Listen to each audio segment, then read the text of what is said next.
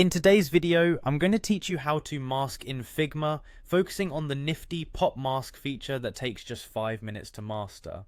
Whether you're sprucing up a design or getting hands-on with Figma's versatile tools, this quick guide will walk you through the essentials to achieve a polished outcome.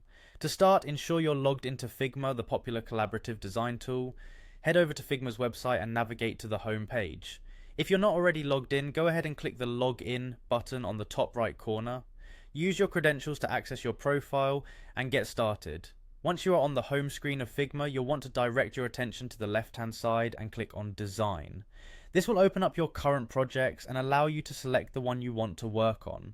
If your workspace isn't populated, try creating a new project by selecting any existing canvas or setting up a new file for your design needs. Next, within your chosen project, locate the image you wish to use for your mask. The masking feature in Figma is best suited for images or shapes that you want to overlay or cut out creatively. Once you've identified your picture, single click to select it. This prepares the file for the masking action. With the image selected, look to the top menu bar and click on Actions. In this drop-down menu, you'll find various options for editing and manipulating your design elements. However, our focus here is on utilizing the mask feature, which is a powerful way to define areas of focus within your image. Now, in the Actions menu, select Use as Mask. Once active, this feature cleverly masks your chosen image or shape, conforming it to the borders or shapes you've set in your design. This is where you can get creative, sculpting out parts of the image you want to highlight, or even blending it seamlessly into other design elements.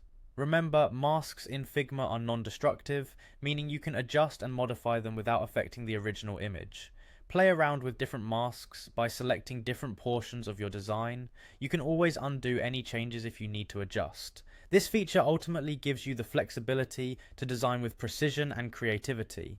So there you have it, a crisp, practical guide to using Pop Mask in Figma.